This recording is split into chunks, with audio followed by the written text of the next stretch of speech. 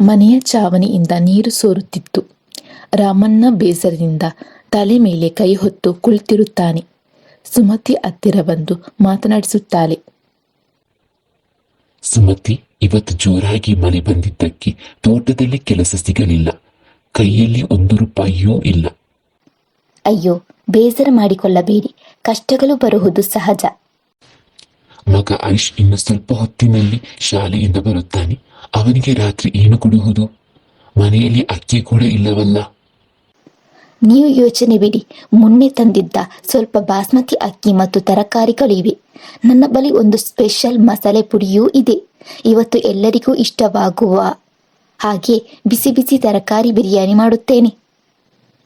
ಸುಮತಿ ಮಾಡಿದ ಬಿರಿಯಾನಿ ವಾಸನೆ ಇಡೀ ಮನೆಗೆ ಬರುತ್ತದೆ. ಮೂವರು ಊಟಕ್ಕೆ ಕುಳಿತುಕೊಳ್ಳುತ್ತಾರೆ. ಹರೀಶ್ ಮೊದಲ ತುತ್ತು ತಿನ್ನುತ್ತಾನೆ. ವಾವ್ ಅಮ್ಮ, ಇದು ಬಿರಿಯಾನಿನ ಅಥವಾ ಇನ್ಯಾವುದಾದರೂ ಮಂತ್ರಾನ? ಇಷ್ಟು ರುಚಿಯಾದ ಊಟ ನಾನು ನನ್ನ ಲೈಫ್ನಲ್ಲೇ ತಿಂದಿಲ್ಲ.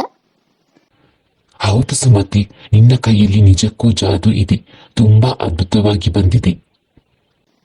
ಅಪ್ಪ, ನನಗೆ ಒಂದು ಸೂಪರ್ ಐಡಿಯಾ ಬಂದಿದೆ.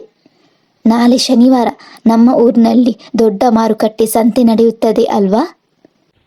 ಹೌದು ಮಗನೇ, ಅದಕ್ಕೇನೀಗ?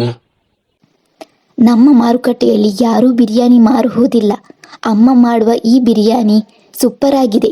ನಾವು ಒಂದು ದೊಡ್ಡ ಪಾತ್ರೆಯಲ್ಲಿ ತೆಗೆದುಕೊಂಡು ಹೋಗಿ ಅಲ್ಲಿ ಯಾಕೆ ಮಾರಬಾರದು? ಐಡಿಯಾ ಚೆನ್ನಾಗಿದೆ ಹರೀಶ, ಆದರೆ ನಮ್ಮ ಹತ್ತಿರ ದೊಡ್ಡ ಪಾತ್ರೆ ಇಲ್ಲ. ಅಂಗಡಿ ಇಡಲು ಹಣವೂ ಇಲ್ಲವಲ್ಲ. ಅದಕ್ಕೆ ಯೋಚನೆ ಬೇಡ. ಪಕ್ಕದ ಮನೆಯವರಿಂದ ಒಂದು ದೊಡ್ಡ ಬಿರಿಯಾನಿ ಪಾತ್ರೆಯನ್ನು ಸಾಲ ಕೇಳೋಣ. ನನ್ನ ಬಳಿ ಇರುವ ಕೊನೆಯ ಉಳಿತಾಯದ ಹಣದಲ್ಲಿ ನಾಳೆಗೆ ಬೇಕಾಗುವಂತಹ ಅಕ್ಕಿ ತರಕಾರಿ ತರೋಣ. ಕಷ್ಟಪಟ್ಟು ಒಂದು ಕೈ ನೋಡಿಯೇ ಬಿಡೋಣ. ಮಾರುಕಟ್ಟೆಯ ದೊಡ್ಡ ಅರಳಿ ಮರದ ಕೆಳಗೆ ರಾಮಣ್ಣ ಮತ್ತು ಹರೀಶ್ ಪಾತ್ರೆ ಇಟ್ಟು ನಿಂತಿರುತ್ತಾರೆ. ಹರೀಶ್ ಜನರನ್ನು ಕರೆಯುತ್ತಾನೆ. ಬನ್ನಿ ಬನ್ನಿ, ಬಿಸಿ ಬಿಸಿ ಬಿರಿಯಾನಿ ಒಮ್ಮೆ ತಿಂದರೆ ರುಚಿ ಮರೆಯುವುದಿಲ್ಲ.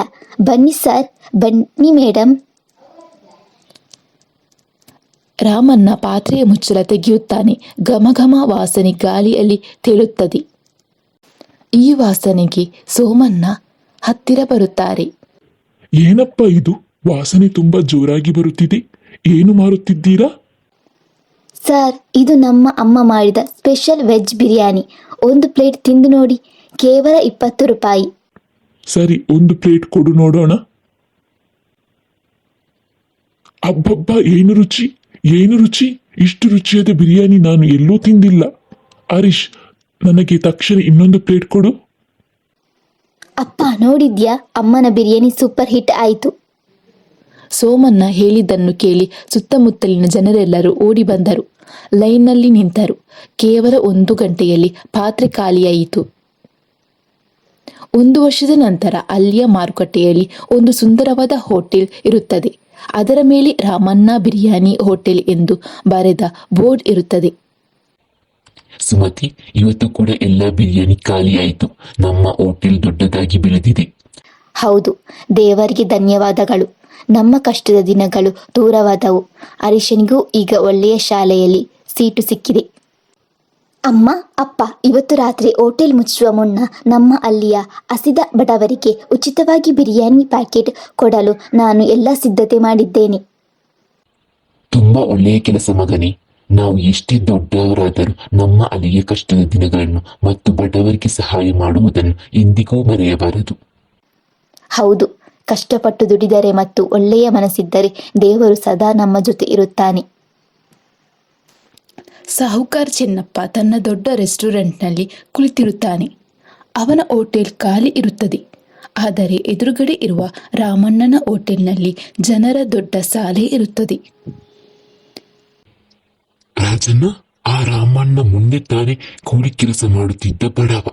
ಇವತ್ತು ಅವನ ಬಿರಿಯಾನಿ ಹೋಟೆಲ್ ಮುಂದೆ ಅದೆಷ್ಟು ಜನ ನಿಂತಿದ್ದಾರೆ. ನಮ್ಮ ದೊಡ್ಡ ಹೋಟೆಲ್ ಯಾಕೆ ಖಾಲಿ ಇದೆ?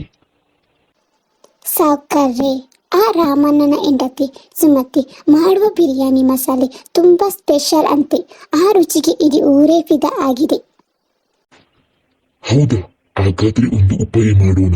ಆ ರಾಮಣ್ಣನಿಗೆ ತುಂಬಾ ಹಣದ ಆಸೆ ತೋರಿಸಿ ಆ ಬಿರಿಯಾನಿ ಮಾಡುವ ರಹಸ್ಯ ಮಸಾಲೆಯನ್ನು ತಿಳಿಯೋಣ. ಆಗ ಎಲ್ಲ ಗ್ರಾಹಕರು ನಮ್ಮ ಹೋಟೆಲ್ಗೆ ಬರುತ್ತಾರೆ. ಸಾಹುಕಾರ್ ಚಿನ್ನಪ್ಪ ದೊಡ್ಡ ಕಾರ್ನಲ್ಲಿ ಬಂದು ರಾಮಣ್ಣನ ಸಣ್ಣ ಹೋಟೆಲ್ ಪ್ರವೇಶಿಸುತ್ತಾರೆ. ರಾಮಣ್ಣ ಗೌರವದಿಂದ ಎದ್ದು ನಿಲ್ಲುತ್ತಾನೆ. ಬನ್ನಿ ಸಾಹುಕಾರ್ರೆ, ನಮಸ್ಕಾರ. ನಮ್ಮ ಹೋಟೆಲ್ಗೆ ನೀವು ಬಂದಿದ್ದು ತುಂಬಾ ಸಂತೋಷವಾಯಿತು. ಏನು ತರಲಿ? ಬಿರಿಯಾನಿ ಸವಿಯುತ್ತೀರಾ? ಲೇ ರಾಮಣ್ಣ, ನಾನು ಇಲ್ಲಿ ಬಿರಿಯಾನಿ ತಿನ್ನಲು ಬಂದಿಲ್ಲ. ನಿನ್ನ ಬಿರಿಯಾನಿ ಮಸಾಲೆಯ ರಹಸ್ಯವನ್ನು ನನಗೆ ಮಾರಿಬಿಡು. ಬದಲಿಗೆ ನಿನಗೆ 5 ಲಕ್ಷ ರೂಪಾಯಿ ಕೊಡುತ್ತೇನೆ. ಆ ಹಣದಿಂದ ನೀನು ಆರಾಮವಾಗಿ ಇರಬಹುದು. ಇಲ್ಲ ಸಾವುಕಾರ್ರೆ, ಆ ಮಸಾಲೆ ನಮ್ಮ ಅಮ್ಮನ ಕೈಗುಣ ಮತ್ತು ನಮ್ಮ ಕುಟುಂಬದ ಜೀವನಾಳ. ಅದನ್ನು ನಾವು ಯಾವುದೇ ಕಾರಣಕ್ಕೆ ಮಾರುವುದಿಲ್ಲ. ಹೌದು ಸಾವುಕಾರೆ, ವ್ಯಾಪಾರ ಎನ್ನುವುದು ನಮಗೆ ಕೇವಲ ಹಣ ಗಳಿಸುವ ದಾರಿಯಲ್ಲ, ಅದು ನಮ್ಮ ಗ್ರಾಹಕರಿಗೆ ನಾವು ಕೊಡುವ ಪ್ರೀತಿ. ನಮ್ಮ ಕೈ ರುಚಿಯನ್ನು ನಾವು ಮಾರಾಟ ಮಾಡುವುದಿಲ್ಲ. ಓ, ತುಂಬಾ ಕೊಬ್ಬು ಬಂದಿದೆಯೇ ನಿಮಗೆ? ನಾಳೆಯಿಂದ ನಿಮ್ಮ ಹೋಟೆಲ್ಗೆ ಅಕ್ಕಿ ಮತ್ತು ತರಕಾರಿ ಬರದಂತೆ ಮಾಡುತ್ತೇನೆ. ನನ್ನ ಅಧಿಕಾರ ಬಳಸಿ ನಿಮ್ಮ ಅಂಗಡಿಯನ್ನು ಮುಚ್ಚಿಸುತ್ತೇನೆ. ಎಚ್ಚರಿಕೆ. ಸಾಹುಕಾರ್ ಚಿನ್ನಪ್ಪ ಕೋಪದಿಂದ ಅಲ್ಲಿಂದ ಹೊರಟು ಹೋಗುತ್ತಾರೆ. ಮರುದಿನ ಬೆಳಗ್ಗೆ ಸಾಹುಕಾರನ ಬೆದರಿಕೆಯಿಂದಾಗಿ ಅಲ್ಲಿಯೇ ಯಾವುದೇ ವ್ಯಾಪಾರಿ ರಾಮಣ್ಣನಿಗೆ ತರಕಾರಿ ಮತ್ತು ಅಕ್ಕಿ ನೀಡುವುದಿಲ್ಲ. ರಾಮಣ್ಣ ಮತ್ತು ಸುಮತಿ ಬೇಸರದಿಂದ ಕುಳಿತಿರುತ್ತಾರೆ. ಸುಮತಿ, ಸಾಹುಕಾರ್ ಹೇಳಿದಂತೆಯೇ ಮಾಡಿದ್ದಾನೆ. ಮಾರುಕಟ್ಟೆಯಲ್ಲಿ ನಮಗೆ ಯಾರೂ ಅಕ್ಕಿ ತರಕಾರಿ ಕೊಡುತ್ತಿಲ್ಲ. ಇವತ್ತು ಹೋಟೆಲ್ ಹೇಗೆ ತೆರೆಯುವುದು? ಗ್ರಾಹಕರು ಬಂದು ಕಾಯುತ್ತಾರೆ. ಅಪ್ಪ, ನೀನು ಯೋಚನೆ ಮಾಡಬೇಡಿ. ನಾವು ಯಾರಿಗೂ ಕೆಡುಕು ಮಾಡಿಲ್ಲ. ನಮ್ಮ ಊರಿನ ಜನರೇ ನಮಗೆ ಸಹಾಯ ಮಾಡುತ್ತಾರೆ ನೋಡು. ಅಷ್ಟರಲ್ಲಿ ಅಲ್ಲಿಯ ನೂರಾರು ಗ್ರಾಹಕರು ಮತ್ತು ರೈತರು ತಮ್ಮ ಕೈಯಲ್ಲಿ ತರಕಾರಿ ಮೂಟೆಗಳು ಮತ್ತು ಅಕ್ಕಿ ಚೀಲವನ್ನು ಹಿಡಿದು ರಾಮಣ್ಣನ ಹೋಟೆಲ್ ಮುಂದೆ ಬರುತ್ತಾರೆ. ರಾಮಣ್ಣ, ಸಾವುಕಾರ್ ನಿನಗೆ ತರಕಾರಿ ಕೊಡದಂತೆ ತಡೆದೆ ಏನಂತೆ? ನಾವೆಲ್ಲ ನಮ್ಮ ಜಮೀನಿನಲ್ಲಿ ಬೆಳೆದ ಫ್ರೆಶ್ ತರಕಾರಿ ಮತ್ತು ಅಕ್ಕಿಯನ್ನು ನಿನಗಾಗಿ ತಂದಿದ್ದೇವೆ. ತಗೋ, ಇವತ್ತು ಮುಂಚೆಗಿಂತಲೂ ಹೆಚ್ಚು ಬಿರಿಯಾನಿ ಮಾಡು. ಹೌದು ರಾಮಣ್ಣ, ನಾವು ನಿನ್ನ ಪ್ರಾಮಾಣಿಕತೆಗೆ ಮತ್ತು ರುಚಿಗೆ ಜೊತೆಯಾಗಿರುತ್ತೇವೆ. ಸಾಹುಕಾರನ ದರ್ಪ ಇಲ್ಲಿ ನಡೆಯುವುದಿಲ್ಲ. ಹೋಟೆಲ್ ಮುಂಭಾಗದಲ್ಲಿ ದೊಡ್ಡ ಹಬ್ಬದ ವಾತಾವರಣ ಸೃಷ್ಟಿಯಾಗುತ್ತದೆ. ಸುಮತಿ ಖುಷಿಯಿಂದ ಬಿರಿಯಾನಿ ಮಾಡುತ್ತಾಳೆ.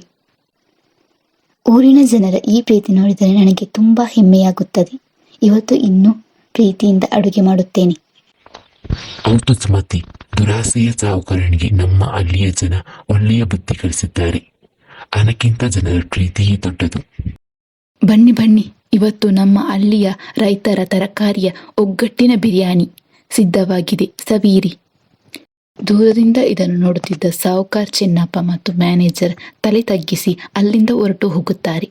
ರಾಮಣ್ಣನ ಕುಟುಂಬದ ಮುಖದಲ್ಲಿ ವಿಜಯದ ನಗು ಮೂಡುತ್ತದೆ. ಪ್ರಾಮಾಣಿಕತೆ ಮತ್ತು ಕಷ್ಟಪಟ್ಟು ದುಡಿಯುವ ಗುಣ ನಮ್ಮಲ್ಲಿದ್ದರೆ ಇಂತಹ ದುಷ್ಟ ಶಕ್ತಿಯು ನಮ್ಮನ್ನು ಸೋಲಿಸಲು ಸಾಧ್ಯವಿಲ್ಲ. ಹಣಕ್ಕಿಂತ ಜನರ ಪ್ರೀತಿ ಮತ್ತು ನಂಬಿಕೆಯೇ ನಿಜವಾದ ಸಂಪತ್ತು.